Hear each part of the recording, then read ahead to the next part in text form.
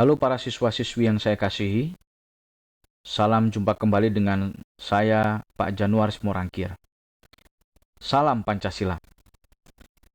Pada pelajaran PPKN hari ini, kita akan mendalami tentang materi yaitu konsep integrasi nasional, di mana tujuan pembelajarannya adalah dengan pembelajaran secara discovery learning, peserta didik diharapkan dapat menjelaskan konsep integrasi nasional, menyebutkan syarat terwujudnya integrasi nasional, dan kesadaran bahayanya fanatisme dan primordialisme tumbuh dalam masyarakat, serta menyajikan pemahaman siswa dalam bentuk matriks. Pada pertemuan lalu, kita telah mempelajari bagaimana sikap kebinekaan dapat mendorong pada terbentuknya integrasi nasional. Saya ibaratkan bangsa Indonesia itu seperti tali ini, di mana tali ini terkomposisi dari benang-benang yang berwarna berbeda-beda, tetapi kemudian disatu padukan, menyatu padu, yang akhirnya dapat digunakan sebagai tali dan digunakan dalam berbagai banyak keperluan. Demikian juga bangsa kita yang terdiri dari banyak keragaman. Bila mana kita dapat menjadi integrasi nasional, maka kita akan dapat menyelesaikan banyak persoalan pada bangsa kita. Dan bukan hanya itu, kita akan dapat memajukan bangsa kita. Nah, sekarang mari kita pahami bersama bagaimana integrasi nasional itu. Secara pengertian, integrasi nasional itu memberikan konsep berarti bahwa bangsa kita, bangsa Indonesia, itu memiliki hasrat dan kesadaran untuk bersatu sebagai suatu bangsa. Kemudian menjadi kesatuan bangsa yang secara resmi dan direalisasikan dalam satu kesepakatan atau konsensus nasional melalui Sumpah Pemuda pada tanggal 28 Oktober 1928. Nah, dalam pengertian ini mengandung alasan antropologis dan politis sebenarnya. Pada alasan antropologis, integrasi nasional dicapai karena kesadaran banyaknya ragam suku bangsa dan budaya masyarakat Indonesia. Maka integrasi dibentuk melalui proses penyesuaian di antara unsur-unsur kebudayaan yang berbeda, sehingga mencapai suatu keserasian fungsi dalam kehidupan masyarakat. Sedangkan secara politis, karena adanya kesadaran perlunya eksistensi bangsa di kancah nasional maupun internasional, maka integrasi nasional melalui penyatuan berbagai kelompok budaya dan sosial dalam kesatuan wilayah nasional yang membentuk suatu identitas nasional sebagai NKRI atau Negara Kesatuan Republik Indonesia. Nah, adapun proses integrasi nasional itu tidak dapat terjadi dengan begitu mudahnya. Tentunya terdapat syarat yang harus dipenuhi bersama oleh segenap bangsa Indonesia, sehingga terbentuk integrasi nasional. Nah, apa saja syarat integrasi nasional tersebut? Yang pertama adalah anggota-anggota masyarakat merasa bahwa mereka berhasil saling mengisi kebutuhan-kebutuhan satu dengan lainnya. Nah, terjadinya saling mengisi kebutuhan, maka dalam interaksi sosial antar masyarakat terdapat unsur saling membutuhkan. dan ikatan sosial sebagai sesama sebangsa dan setanah air. Dan ketika kebutuhan sudah terpenuhi, maka timbul rasa keadilan dan kesejahteraan. Yang kedua adalah terciptanya konsensus atau kesepakatan. Kesepakatan bersama mengenai norma-norma dan nilai-nilai sosial yang dilestarikan dan dijadikan pedoman. Dalam integrasi nasional perlu adanya norma-norma sosial dan nilai-nilai sosial sebagai tujuan sosial. Dan selain itu sebagai penuntun perilaku semua anggota masyarakat agar dapat hidup berdamai dalam kemajemukan yang mana melalui kesepakatan bersama. Nah, bentuk konsensus atau kesepakatan itu kita dapat melihat yaitu adanya konstitusi yang mana berbentuk Pancasila dan Undang-Undang Dasar 1945. Itu sebagai nilai-nilai sosial kita.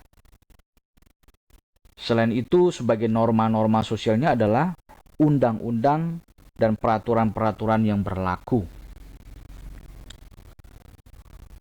Tentu saja peraturan-peraturan pemerintah, peraturan-peraturan pemerintah,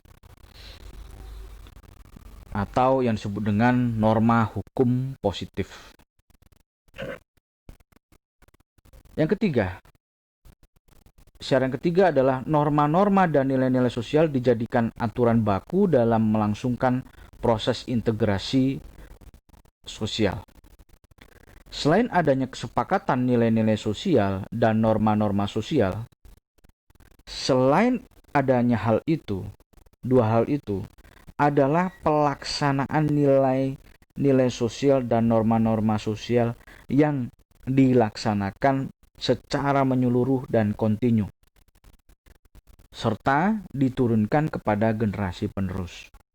Dengan demikian, aturan itu akan baku, yang mana dilakukan oleh setiap rakyat Indonesia.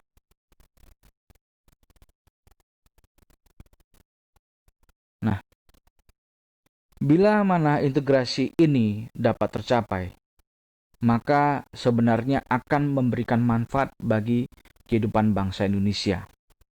Di antaranya yaitu adalah mempercepat penyelesaian konflik sosial,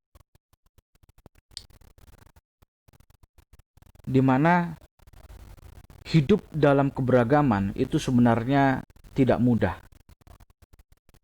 Kenapa? Karena kita terdiri dari berbagai banyak perbedaan. Namun, rasa kebinekaan itu atau rasa kebinekaan yang tumbuh dalam masyarakat ini akan mempercepat penyelesaian konflik tanpa mengabaikan keadilan. Nah, itulah yang sebenarnya bahwa integrasi nasional itu dapat mempercepat penyelesaian konflik. Karena di dalamnya ada rasa kebinekaan di dalam keberagaman. Dan yang kedua adalah menumbuhkan perdamaian dalam perbedaan. Nah, dalam integrasi nasional, bangsa Indonesia akan mengupayakan perdamaian karena didorong rasa kebinekaan itu. Nah, ini merupakan suatu hal yang harus kita miliki, di mana pemahaman kebinekaan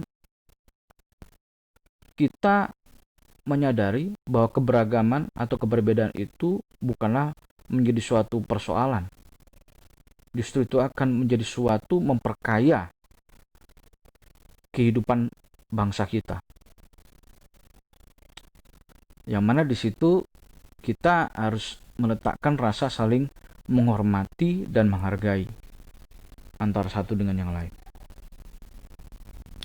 Dan yang ketiga adalah terwujudnya integrasi nasional akan membuat bangsa Indonesia maju karena timbulnya stabilitas sosial serta keamanan yang baik sehingga mendorong pertumbuhan perekonomian yang baik ditandai dengan kepercayaan para investor dari dalam maupun luar negeri, serta mendorong perkembangan di berbagai aspek teknologi, pendidikan, dan sebagainya. Jadi, apabila bangsa Indonesia ini berintegrasi dengan baik, maka timbul rasa percaya para investor dari kalangan luar negeri maupun dalam negeri. Karena negara kita memiliki stabilitas sosial yang baik, sehingga ada keamanan yang terjamin di situ. Nah, di sini juga saya gambarkan adanya kebutuhan bagaimana jalan raya, sehingga di sini dengan adanya semangat gotong royong yang tidak melihat dari latar belakang suku, etnis, budaya, agama, gender, dan lain sebagainya, bahwa di dalam gotong royong itu bersatu padu, bahu-membahu, saling membantu demi tercapainya kebutuhan bersama. Nah, ini sebuah contoh yang baik, ya, di mana adanya suatu kebutuhan jalan raya sehingga bisa diwujudkan bersama dalam bentuk gotong royong. Nah, namun di samping itu terdapat bahaya di tengah terwujudnya integrasi nasional, yaitu sikap fanatisme berlebihan yang mengarah pada radikalisme dan primordialisme. Nah, fanatisme yang berlebihan itu merupakan bentuk terlalu cinta terhadap ideologi agama yang dipercayai sehingga ingin memaksakan suatu kepercayaannya kepada orang lain. Sehingga ada sikap-sikap juga ingin mengubah suatu keadaan, mengubah suatu kondisi dengan dasar pemikirannya, atas dasar keyakinan agamanya. Nah, ini sangat berbahaya, yang mana kita tahu bahwa arah dari pemikiran ini bisa jadi timbulnya terorisme, kemudian kekerasan atas nama agama, dan sebagainya. Ini tidak boleh terjadi sebenarnya pada bangsa kita. Nah, mengapa demikian? Karena pemilihan agama dan kepercayaan ini merupakan hak pribadi masing-masing orang. Kita tidak dapat memaksakan kepercayaan orang lain. Ya. Selain itu adalah sikap primordialisme, di mana primordialisme adalah perasaan kesukuan yang berlebihan. Primordialisme itu tumbuh karena adanya pandangan atau paham yang memegang teguh hal-hal yang dibawa sejak kecil, baik mengenai tradisi, adat istiadat, kepercayaan, maupun segala sesuatu yang ada di dalam lingkungan pertamanya. Maksudnya lingkungan pertamanya di sini adalah lingkungan keluarga. Ya. Dari lingkungan keluarga itu diajarkan tentang budaya, adat istiadat, tradisi. Itu maksudnya lingkungan pertama.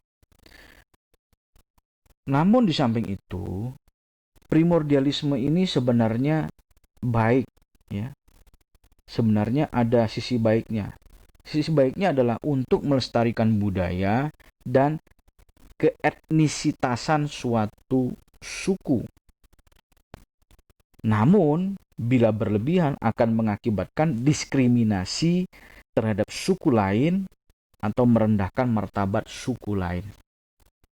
Nah, ini merupakan suatu gambaran dari adanya primordialisme, ya, terlalu bangga terhadap kesukuannya. Ya, boleh bangga terhadap suku etnisnya atau budayanya, tetapi hati-hati, jangan berlebihan karena akan terjadi diskriminasi atau perendahan martabat terhadap orang lain. Demikian pemaparan materi pada hari ini. Semoga bermanfaat bagi kita semuanya. Saya akhiri penjabaran materi pada hari ini. Salam Pancasila dan tetap melakukan protokol kesehatan. Sekian.